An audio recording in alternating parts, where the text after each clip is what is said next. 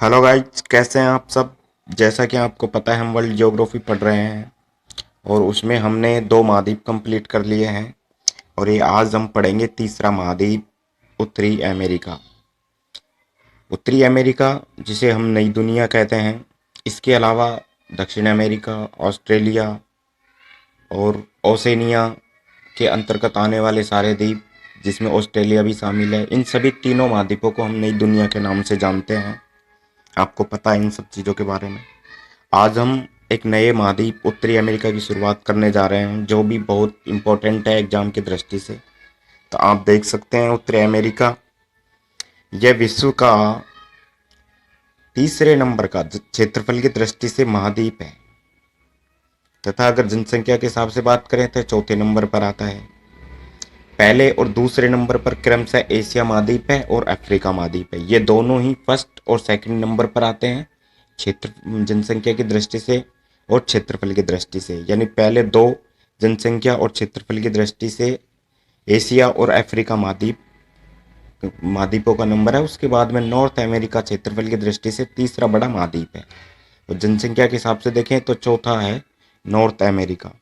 तो आज हम पढ़ते हैं इसके बारे में कि इसमें टोटल कितने देश आते हैं, इसके अलावा इसमें कौन कौन सी जल संधियाँ हैं, इसके कौन सी नदियाँ बहती हैं, कौन से जानवर हैं यहाँ पर, कौन सी जनजातियाँ रहती हैं, ये इसके आसपास कौन से सागर हैं। तो ये सारी चीज़ें हम पढ़ने वाले हैं। तो देखते हैं, सबसे पहले इसमें ये संयुक्त राज्य अमेरिका है और इसका सबसे बड़ा प्रांत कहते हैं अलास्का। इसके ऊपर अगर हम बात करें तो ये है बेरिंग जल संधि, जो एशिया और उत्तरी अमेरिका को अलग करती है। ये देख सकते हैं आप, बेरिंग जल संधि। और ये बेरिंग जल संधि के इधर जो ये एशिया महाद्वीप है, ये है रूस का क्षेत्र, ये साइबेरिया रूस के नाम से जानते हैं हम। तो ये देख सकते हैं आप, ये संयुक्त राज्य अमेरिका का सबसे बड़ा प्रांत अलास्का प्रांत है।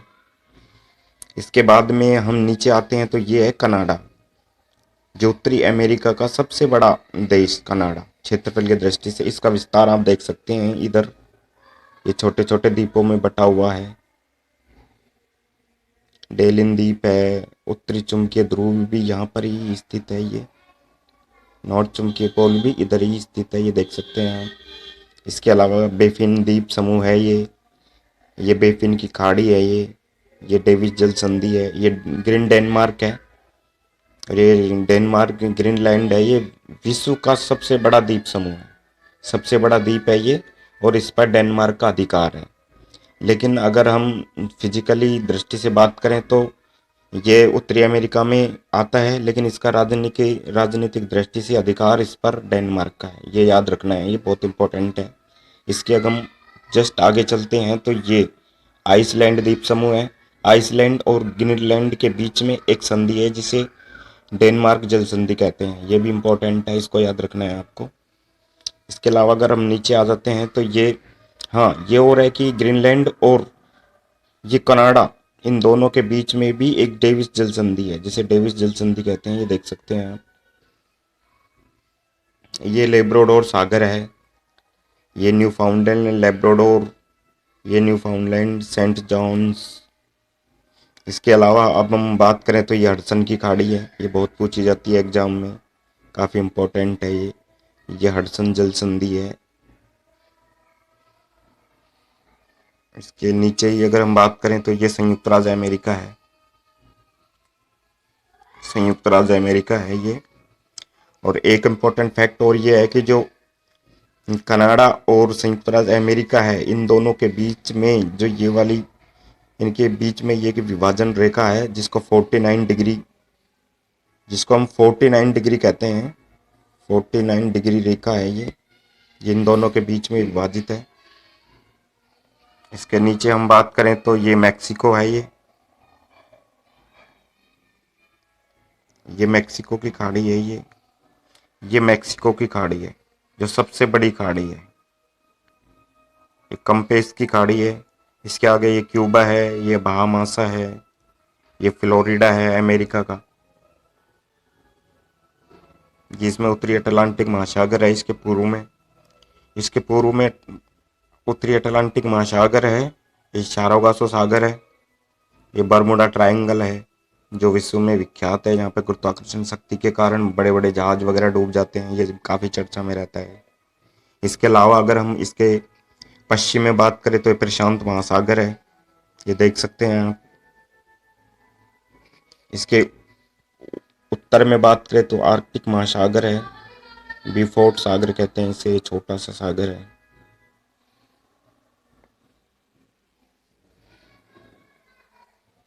इसके अलावा हम नीचे बात करते हैं तो ये छोटे छोटे देश हैं जिन्हें मध्य अमेरिकी देश के नाम से जाना जाता है, मध्य अमेरिकी देश के नाम से जाना जाता है। तो ये देख सकते हैं आप, ग्वाटेमाला है, ये होंडुरस है, ये बेलीज है, ये एल सल्वाडोर है, ये निकारागुआ है, ये कोस्टरिको है, ये पनामा है, और इनके आगे ये पनामा जलडमरू मध्य है।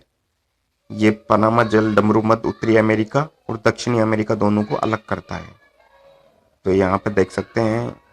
इसके अलावा ये Haiti, Jamaica, Cuba, Bahamas, Saint Domingo, Dominican Republic, ये सारे के सारे देश हैं, ये मध्य अमेरिकी देश के अंतर्गत आते हैं। तो ये भी आप देख सकते हैं। इनके लिए मध्य अमेरिकी देशों को याद करने के लिए हमारे पास में एक ट्रिक है जिसे हम याद करना बहुत आसान हो जाएगा। इसके लिए एक ट्रिक आप लिख सकते हैं, उसे नोट भी कर सकते हैं। ट्रिक आप लिख सकते हैं, beautiful girl Eliza has no come party. ये इसके लिए बहुत ही इंपॉर्टेंट ट्रिक है, इसको आप कहीं नोट कर सकते हैं। मैं दोबारा से बोल रहा हूँ, beautiful girl Eliza has no come party. Beautiful का मतलब हो जाएगा बेलीज, जी गर्ल का मतलब होता है ग्वाटेमाला, और एलिजा का मतलब एल सल्वाडोर, एच का मतलब होंडुरस, एन निकारागुआ, और कम कोस्ट्रिको, और पार्टी का मतलब पनामा। तो इनके पहले वर्ड है, वो जो पहले शब्द लिए गए हैं, इन्हीं से इनका अर्थ लिया गया है। तो ये आप याद रख सकते हैं, बहुत इंपॉर्टेंट है। तो आज के लिए इतना ही काफ़ी, नेक्स्ट वीडियो में मिलेंगे हम आपको। अगर आपको ये वीडियो पसंद आए तो लाइक, शेयर और सब्सक्राइब करें। थैंक्स।